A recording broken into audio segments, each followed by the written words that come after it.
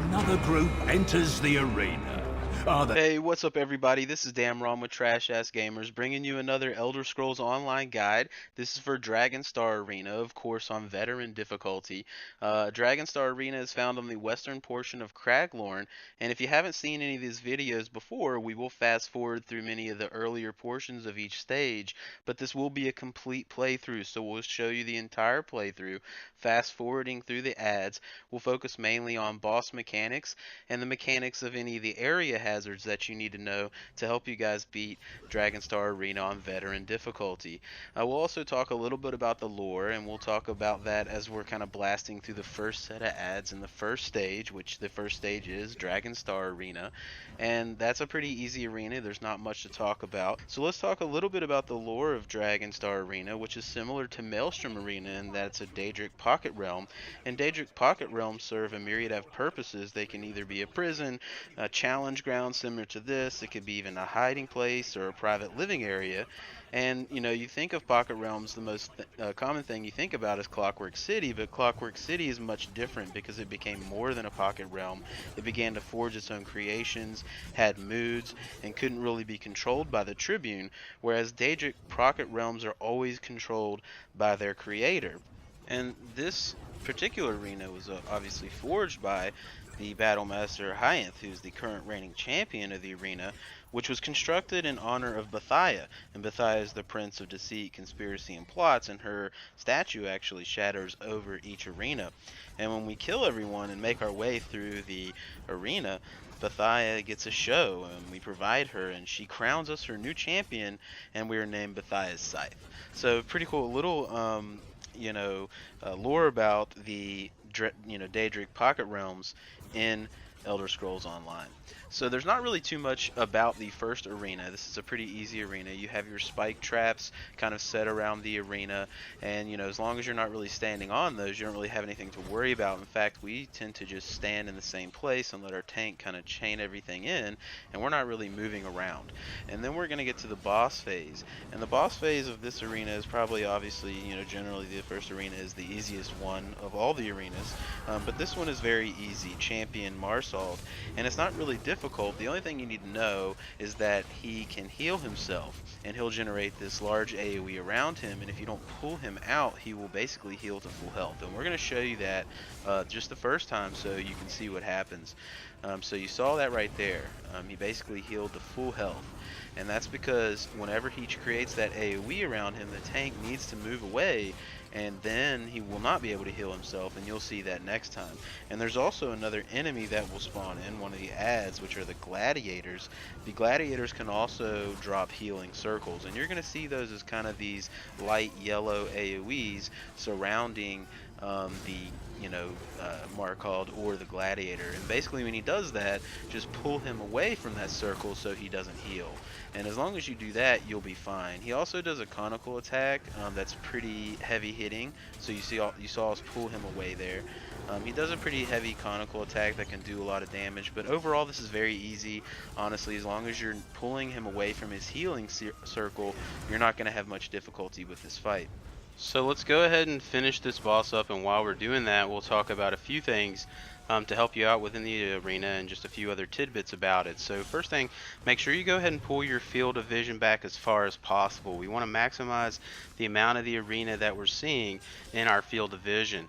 Also, turn any AoEs that are going to cause damage to you bright pink. That's going to help you see those AoEs as you're playing, because generally a lot of stuff is going on in this arena, so you really want to be able to identify those. So you can see that bright pink AoE. I know that's a damage causing AoE to me. Another thing you're going to see on top of the gate that you go through to progress is that there's these braziers, and they have these blue flames on them, and those are correlating to how far within the stage you are, upon which when you see the last brazier not lit, you know you're entering the boss phase. So you can keep an eye on that to kind of keep an idea of where within the stage you are. And then lastly, as you finish each stage, you're going to go into this area where you open a treasure chest, you go through a portal, but there's also a little scamp in those areas. You're going to see him on the top right of the wall there. That scamp is actually a store, and you can utilize him to repair your weapons as you're progressing, because this is kind of a long arena. It's 10 stages long. So we're going to enter the second stage, which is the frozen ring, and there's not really too much you need to know about this ring other than kind of the mechanics of the bonfires. The bosses themselves are not very difficult to fight. What's going to kill you, if anything, is the bonfires, and those mechanics are going to start taking place around wave 3 or so, and what's going to happen is one of the bonfires is going to go out and the entire stage will enter essentially a freezing thing, and if you wait too long to get the bonfire lit, all of you will freeze to death. And there's 3 bonfires, and the one that's going to go out is going to be the one that you're standing next to. And you also you're going to see 3 torches that are next to each bonfire, and essentially the mechanic is when the bonfire goes out, you use that torch to relight the bonfire. And the way it was designed is that you relight that bonfire and then you were to go to the next bonfire, so when it goes out you're beside its torch. But we find it easier just to stay up next to the gate and go grab the torch, as you saw that I did, and relight the bonfire and just stay here. And that way, as we're progressing through, the last torch available is going to be the one that's right beside it. And what's going to happen is the flame is going to get a little dim, and when you see it right there, see how it's a little dim, we're going to go ahead and go get the other torch and light the bonfire. So you can see how it's all light blue here. If you wait too long, you'll freeze to death. So that's really the mechanic, but just stay up next to that bonfire and keep it lit. Now the bonfires and the torches will replenish every single wave within the stage. So we're going to go ahead and enter the boss fight here, which is Yavney Frostskin and Caddy Ice Turner, and it's pretty easy. Again, just stack the bosses, focus your attack on the mage first, which is Katie the Ice Turner. You want to take her out because she can have a pretty devastating range attack. So you're going to see here, I left before the bonfire actually went out. I grabbed this torch. Now the bonfire is out, and you're going to see is I just walk up to it and I light it. And basically, as soon as the arena went light blue, I've already lit it, and we're back again. And then when it happens again, we can go ahead and just relight it with the torch that's right here, as opposed to running away. So it's easier again. Take away the firecaster first, and then go ahead and take the melee boss down. As you bring them down to about 50% or so, you'll see a troll and some ads come in, but don't really worry about them. Just stack them on the boss, maintain your focus on the bosses, and take them out. So let's burst through these guys, and we'll get moving to the next arena.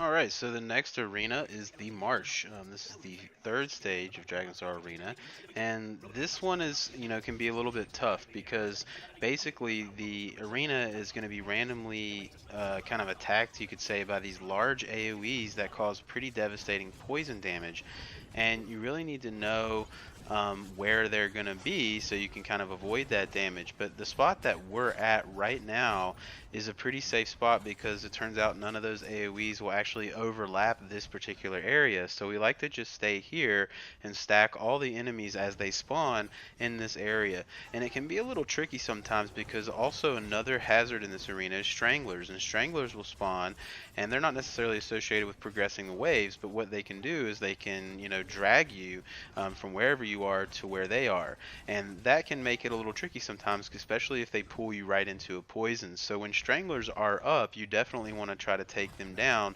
to avoid them pulling you away from your safe zone, which is here.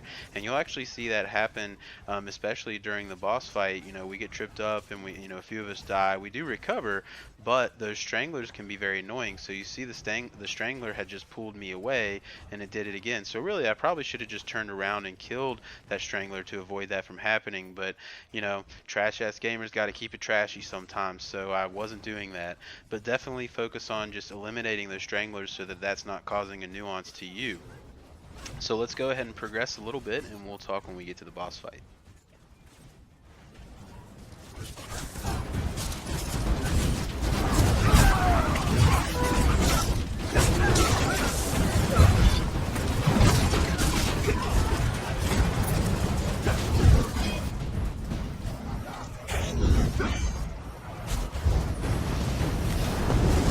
Alright, so we're rolling in the boss phase here, which is actually two bosses, Nocta and Shilia, and one of them is the melee boss, the other being a mage type enemy, and Nocta being the mage boss. Then we definitely want to focus on taking Nocta down first, because he has a pretty heavy, you know, range magic attack that can do a lot of damage, and also he kind of teleports around the map and doesn't necessarily, you know, maintain aggro as much in the sense of going to where the tank is.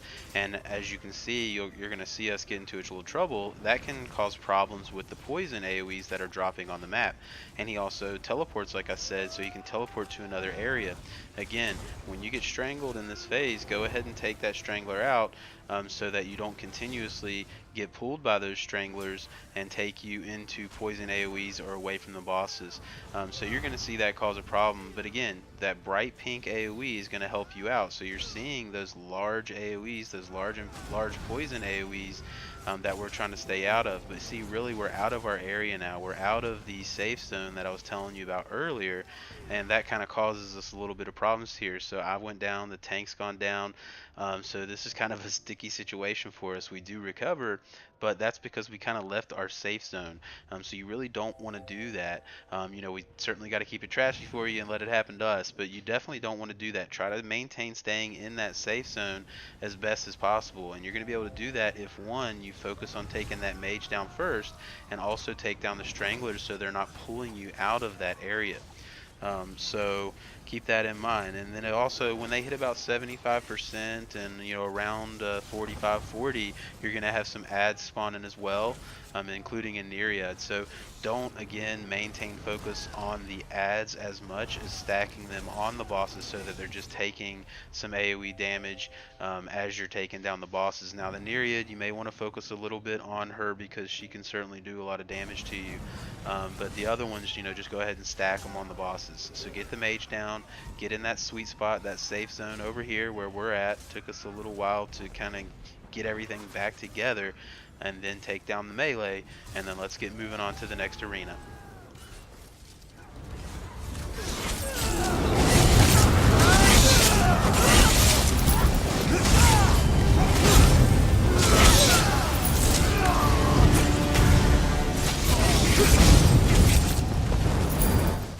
Another win, another step towards your personal nearby monster. Now, through the gate. There's more fun waiting for you in the next arena.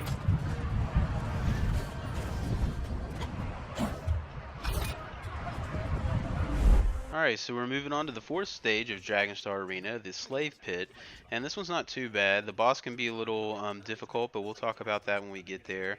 There's not too many you know, hazards in the area that you really need to worry about. The hazards are kind of generated by these enslaved ghosts that come in, and they have this AoE they kind of swing around that causes a pretty large AoE, and that will certainly cause quite a bit of damage if you're in there. And those enslavers also have quite a bit of health, so you don't really want to focus your attention too much on the enslaved ghosts, but you know, when they become numerous, you certainly want to take down a little bit. Now the battle mages, they can cause quite a bit of damage. You see I took a little death there, so you definitely want to be taking them down as quickly as possible, and they will generate a large kind of frontal attack that's just in the straight front direction of where they are. Now if you're in that AoE, it's not really an AoE, it's kind of a charge attack, but that will cause quite a bit of damage. So again, keep that AoE indicator as bright pink, and to help you kind of not be in those lines of fire, because those will certainly kill you pretty quickly. And again, those enslaved ghosts, don't focus too much attention on them. They're sort of the you know, hazard of this arena, but you know, take them them down when you do get the chance. So you see that right there, the Enslaved Shadow. They have quite a bit of health, so don't focus too much on them, but take them down when you can. And also the mages will also tether you. You'll see a blue line in between you and that particular ad, and then when that happens you need to move far away from that ad so that tether will break. If not, eventually it will cause explosive damage to you and everyone around you, so be aware of that. So we're moving on to the boss fight, which is Earthenheart Knight. And the Earthenheart Knight, this can be kind of a long fight. She has a lot of health, and she has the ability to basically activate an armor, and that armor makes her almost immune to damage. So you see she has it activated right now. We're having our damage in parentheses, and our damage is severely lower than what it normally is. Now again, we don't really want to focus on those enslaved ghosts or anything. We want to just maintain focus on the boss. If we spend too much time focusing on them, we're not going to be able to DPS the boss down well enough. However, if you are going to kill any of them, do it while she has her armor active, because while her armor's active, you're not really going to be able to do that much damage to her. And the longer that this fight goes out, the more and more enslaved ghosts are going to be in that are causing those AoEs, and those AoEs stack on each other and can cause significant damage very, very, very fast. So this can be a difficult fight in that regard. And again, there's that tether from the House Drez Enslaver, right? You want to, whoever had that tether needs to move away, which isn't really happening right here, but ideally you want to move away. If not, you're going to kind of create an AoE on you that will damage everybody.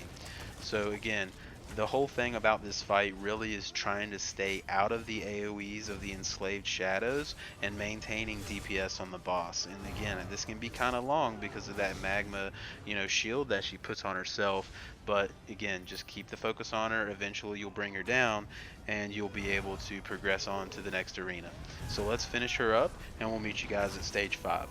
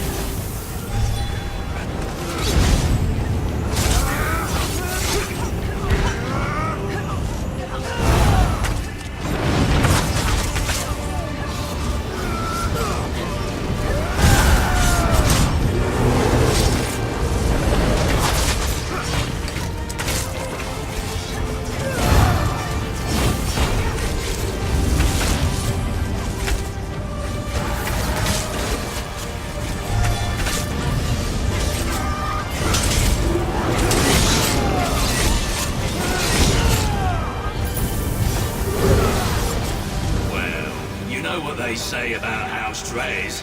The only way to change his mind is to try a sorceress. That's another trick for you.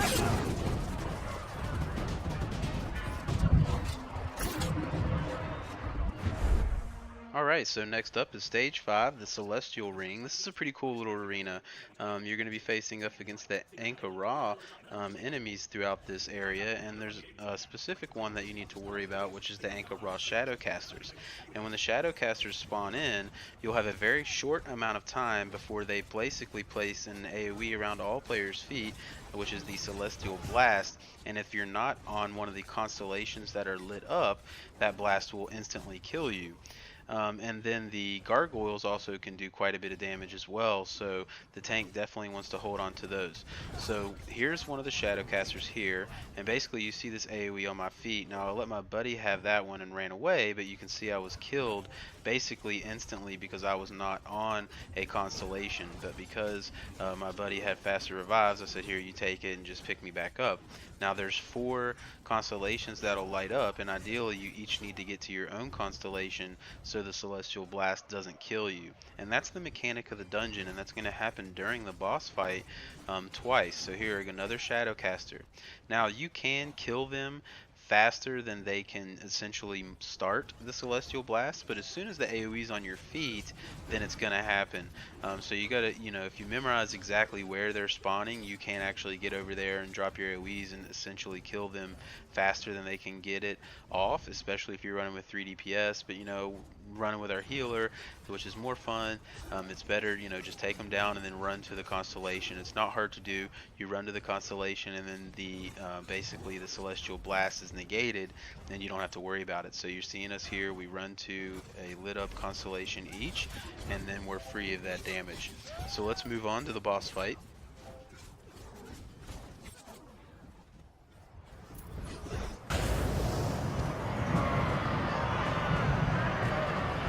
So here we go, the boss fight, Anala Tua. Not too difficult, doesn't really have many attacks that you need to worry about. Again, the things you have to worry about are these Shadowcasters that spawn in during the fight, as well as the gargoyle. The tank needs to maintain aggro of the boss as well as the gargoyle, because the gargoyle can also generate an AoE that does a significant amount of damage. So really, the tank needs to be able to hold on to Anala Tua and the gargoyle at the same time, and then anytime one of those Shadowcasters spawn into the map, the DPS and the healer are going to go deal with that while the tank is holding on to the gargoyle and the boss. So you need to drop the Shadowcaster essentially as quick as possible, cleanse yourself on the constellations, and then get right back to the boss.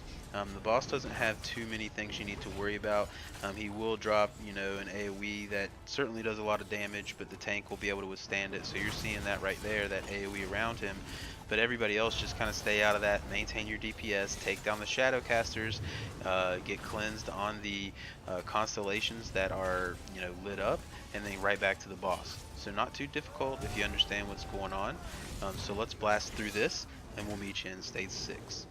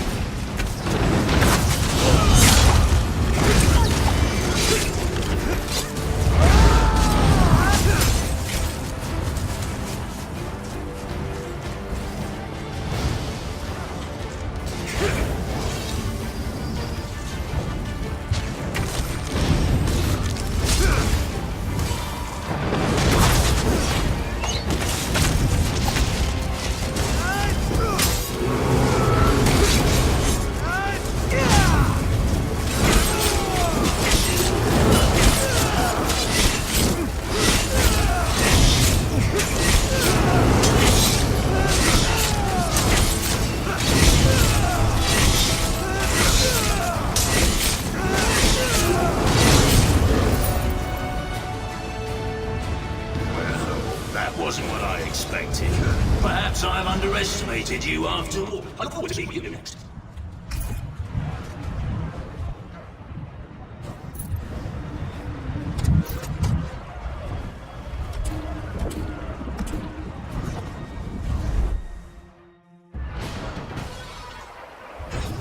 Now the challenge begins. On it. Alright, on to stage 6, The Grove.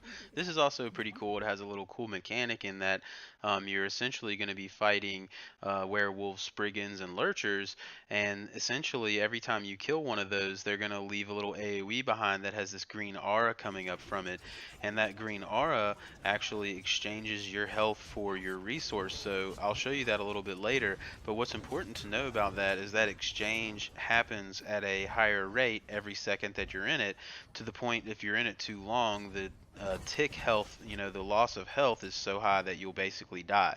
But you can stand in those for a second or two to replenish your resources as they're getting low, and I'll show you that here in just a minute. And then the other thing that you need to know are the archers. When the archers spawn in, you need to take them out as fast as possible, because they will do a charged shot on you that doesn't cause a lot of damage, but it's actually will drain your resources. It's kind of a draining archer shot, and the boss in this arena actually will do the same thing.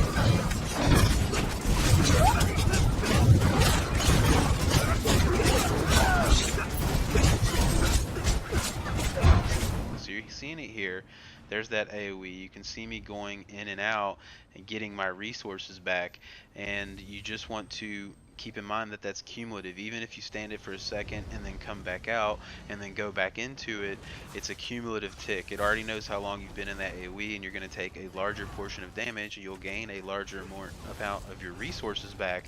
But again, after about 2 seconds, the loss of health is too much to benefit from the gain of resources. So really just kind of go in there for a second or two, get some of your resources back, and then don't go back into it. And then we're entering the boss fight, Pishna Longshot.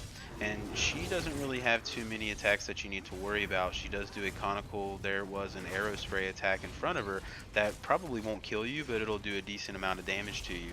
What you really need to focus on is the adds that are coming in are all going to drop that green aura, right? So if you're just stacking everything on the boss, those green auras will overlap so much that the tick from those overlaps will cause a lot of damage and kill you. As you see, I almost died there from 2 overlapping green auras. So again, that's going to be stacking damage for every second that you're in it.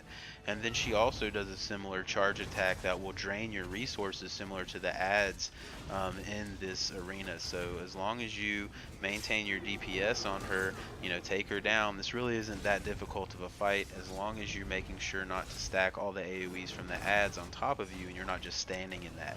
Her particular attacks are pretty easy to avoid. So let's go ahead and clean her up and we'll get moving on.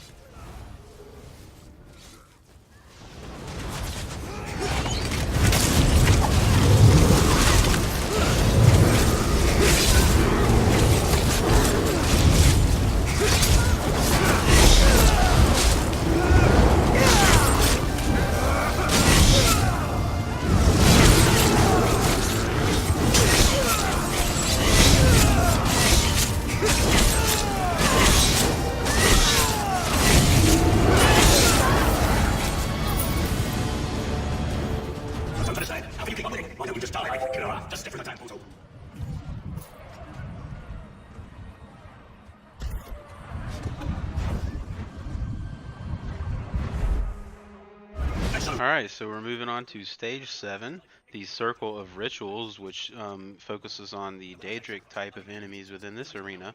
So this is pretty cool. So what you need to take note of are these 3 ritual kind of altars on each portion of the map. There's going to be one up left, one to the right, and one up to the front by the doors, and periodically a sacrificial enemy will come in and kind of start walking towards that particular altar, and if they make it to the altar, they will sacrifice themselves and then transform into a larger mini boss type enemy, like maybe a Ash Titan or something like that. So you kind of want to assign one DPS to the left and one DPS to the right, and make sure you're killing those enemies before they make it to the altar. So you want to take out the Daedric sacrifices, and then essentially the tank and or the healer will kind of keep an eye on the front gate, and if one spawns there, just let you know, hey, there's a Daedric sacrifice up front, so one of the DPS can peel off of the area they're watching and go take care of that particular one. And that's the mechanic of the area, and that mechanic will just continuously happen throughout the arena, irrelevant of the waves and irrelevant of the boss. In fact, they will continuously spawn during the boss phase, so you want to be sure that you're really focusing on that, and that the tank just kind of aggroes everything in the middle. So you're kind of going to the middle, you know, drop your AoEs, do some damage, but really your main focus needs to be taking out those Daedric sacrifices prior to them reaching the portal. So let's go ahead and blast through the ad phases, and then we'll talk about the boss.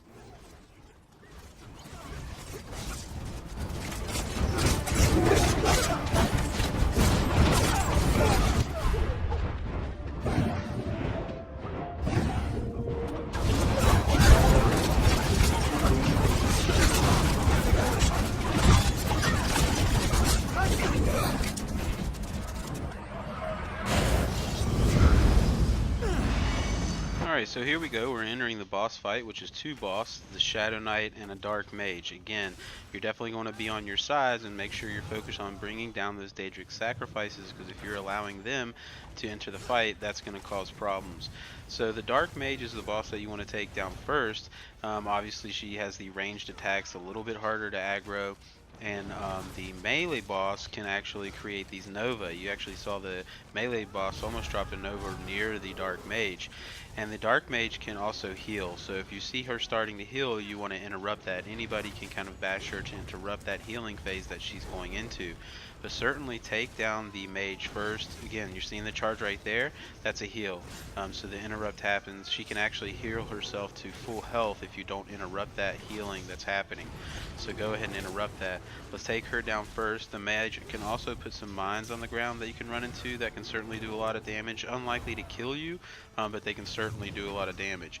Again, make sure you're focused on taking the Daedric sacrifices down, because if they start spawning in some Ash Titans or some other enemies into the map, this can get very, very difficult, because they will continuously come. I mean, you could have you know, an infinite number of theoretically an infinite number of mini bosses in this fight if you're not taking down those sacrifices. So again, we interrupt that heal, and then we're basically going to take the mage down, and then after that we're going to take down the melee boss, and essentially the tank just needs to hold on to the aggro of the melee boss as best as possible and any of the adds that come in. And then once you finish taking off the ranged mage, then you just are going to focus your attack on the melee. Again, don't forget about the sacrifice, the Daedric sacrifice. That's really the main priority of this fight. And when they're not here, you just go and do whatever damage you can to the bosses until you whittle them away, take them down, finish off the stage, and we'll be moving forward to stage 8.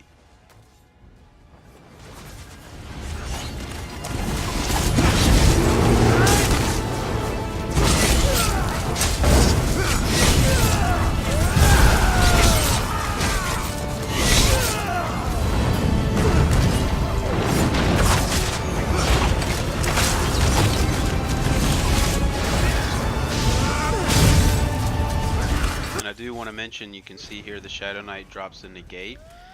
He can certainly negate an area, so that's something to be aware of. It's, you know, not really a big issue. Just maintain the DPS. You know, once you get to this portion, it's very, very easy. Just take down the sacrifices and then go and maintain some DPS on the knight, and you'll finish this off pretty quickly.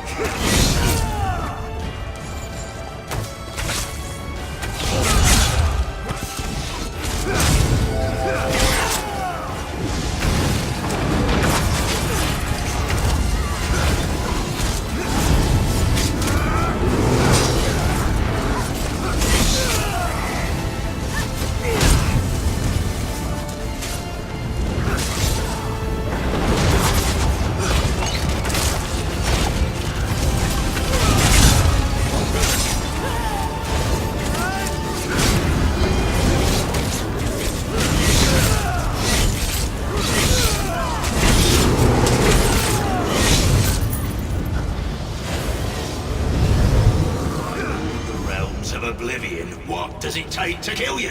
I'm just stepping through the gate. Go to the next ring already.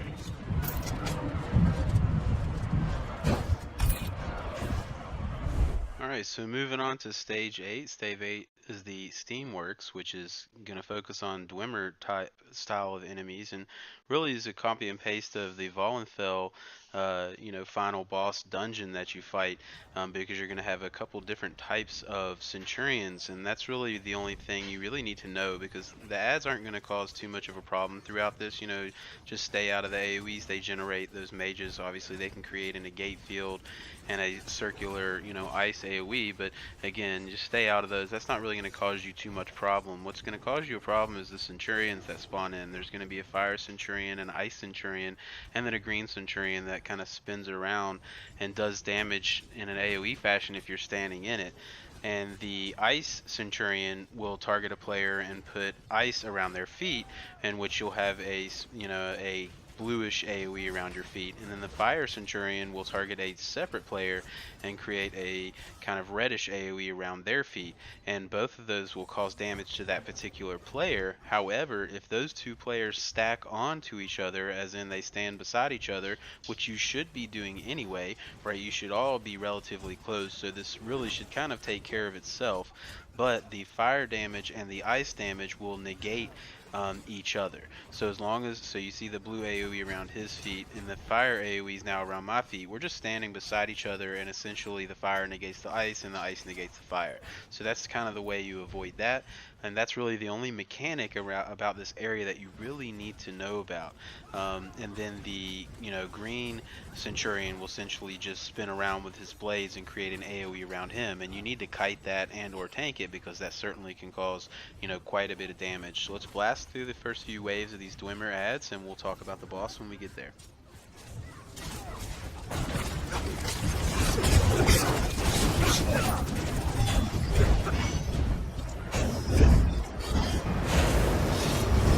Alright, so we're rolling up on the boss here, Mavis Talnerith, and this fight is actually pretty hard because there's a lot of things in here that can kill you, on top of just the boss himself. He's going to spawn with a few mages. Go ahead and clean them up. They don't have much health, so go ahead and take them off the board. But the thing that's going to happen during this fight is obviously those Centurions are going to be spawning in as well. And the Centurions are going to cause those same attacks in which they did in the previous rounds. Again, creating that fire AoE around someone's feet, and then the ice AoE around another player's feet, and then the green one will be coming in with that kind of large spinning AoE. So while they're doing that, Mavis will also do a few attacks that can cause you death. So if you're really just focusing on the Centurions, you may miss a few things that he's doing. And one of them he will basically do a shooting star, in which a large AoE will come into the map and hit the ground, and that can certainly instantly kill your DPS players. So you kind of need to be aware of that. And then you can see here, fire and ice kind of stand on each other, negate each other.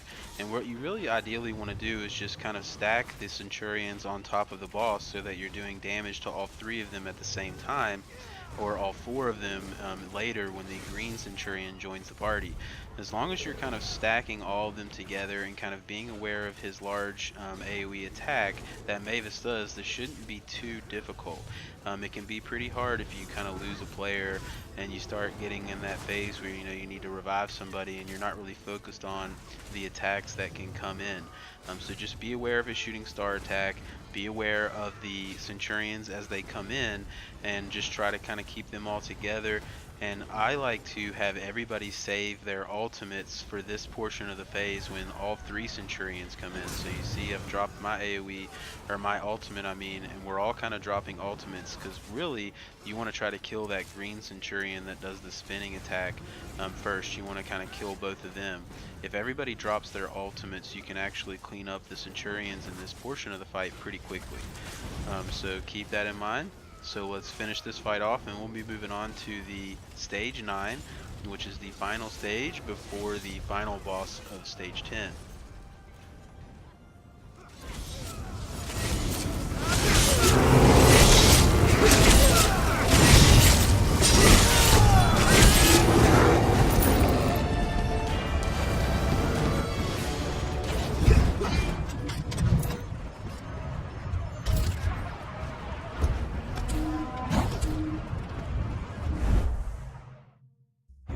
see something. Arena. Alright, so we're moving on to stage 9, Crypts of the Lost. This is a pretty cool stage. I really like this. You're going to be fighting some undead in this arena, fighting some skeletons and some shades and things.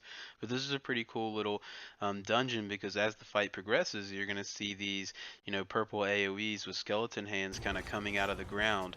And if you accidentally go into those or step into that, it's going to pull you underground into a separate room or a separate tomb-like area in which you'll be taking some damage, and you'll have to kill a enemy prior to being able to come back to the surface. And in fact, later on you will have to do that. So if you accidentally do it in the first few rounds, you just need to kill the enemy and come up front. But you'll see in wave 3, as well as the boss, they can actually create a shield around them, and when they do that, they'll be immune to damage. And when that happens, a player has to purposefully go into one of those AoEs and get sucked into the underground, kill the enemy there, and that enemy will then make the boss lose his shield, at which point you can damage him again. So we'll discuss that a little bit more when we fight the boss, but that's essentially the mechanic. The mini boss at wave 3 will also have that mechanic. And the person that goes down into the tomb really needs to have a healing ability or some type of shield ability, because you really only want to send one person down there. The more people you send down there, the more adds or mobs that will spawn down there that can actually cause damage. So here's the area underneath. So I have gone under there to rid the shield of the mini boss here, and basically you need to kill that enemy, at which point you can go into the portal back to the arena, and now the mini boss of stage 3 can be damaged again. So that's kind of the mechanic that you need to know, and the boss will do the same thing. So let's go ahead and progress forward.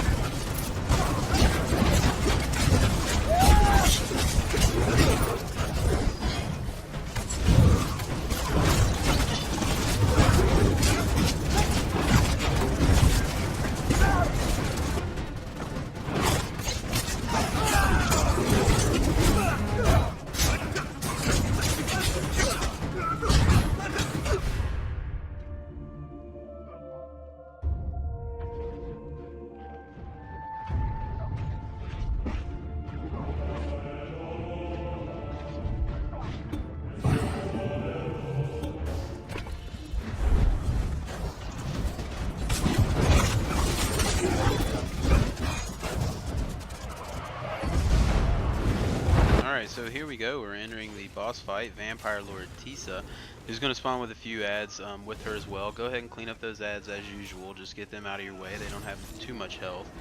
And the thing that you need to know about this is essentially going downstairs and killing ghosts whenever the Vampire Lord creates her mist form, and the mist form essentially makes her immune to damage. And when she's immune to damage, until some player goes downstairs and kills the 2 ghosts that are in that tomb area, at which point that player can come back to the field, Tisa will actually be essentially immune to damage.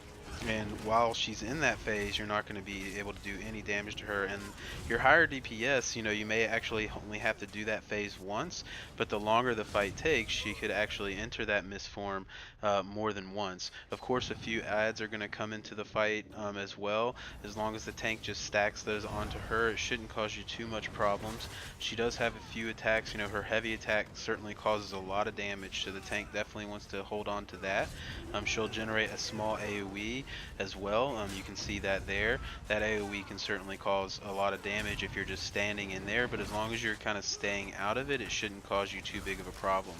Every once in a while you will see a larger AoE kind of enter the board. That's going to negate and cause quite a bit of damage.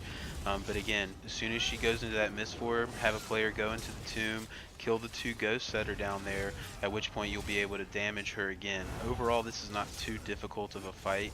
It shouldn't provide you too much difficulty as long as the player that's going downstairs has the ability to heal themselves and kill the ghosts in an efficient manner. So let's go ahead and clean her up, and then we're going to be moving on to the final stage.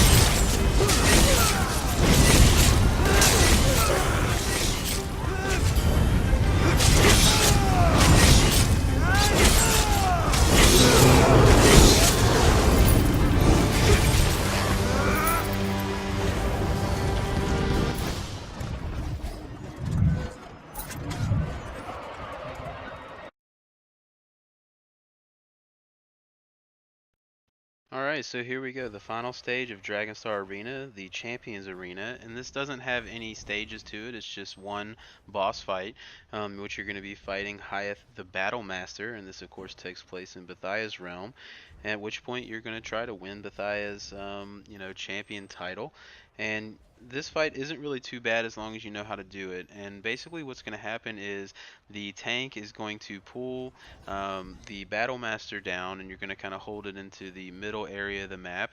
At which point, everybody's going to go up there and damage the Battle Master down to about 75%.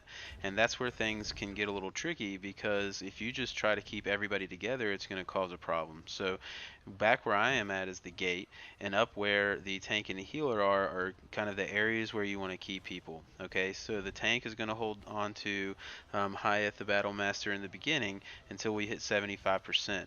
At 75%, your healer is going to run back, as you see right there, back to where the DPS are at the gate with the DPS and taunt Hyeth the Battle Master. So your healer needs to have a taunt ability selected, with their Frost Staff. At that point, the tank is no longer going to be holding on to the main boss. The tank is going to be holding on to all the additional mini bosses that spawn into the fight. So here we go. We start the fight. Go ahead and take down the Flame Atronach first, and then take down the boss to 75% health. And essentially we're going to pull Hyeth the Battle Master back to the gate. And what your tank is going to be doing, he's going to kind of stay in the area that he is now, and he's going to aggro all the mini bosses that spawn in to this fight, which are actually bosses from previous stages within the arena, including Markald, Mavis Talnarith, the Frostskin, Yavni, and the Dark Mage. Those are all going to spawn in during the fight, and the tank needs to be able to just kind of hold on to aggro of all those mini bosses while the healer and the 2 DPS bring Hyeth back to the gate, at which point we're just going to DPS him all the way down, and he'll do a few attacks that kind of bring everybody into the area. The healer's going to heal you through it. Tank go back to the middle portion. So right now the tank is behind us, just holding on to all of those adds, and you'll see that a little bit later.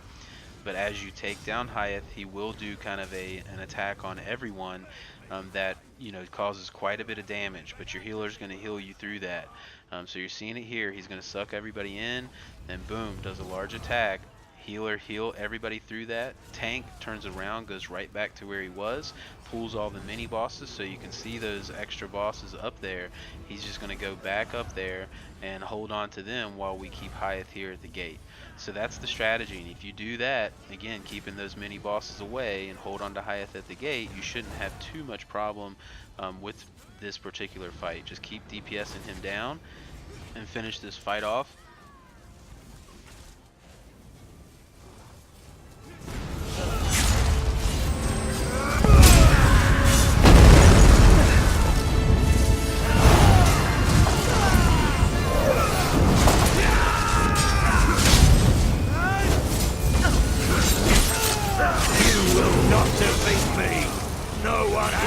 Defeated me!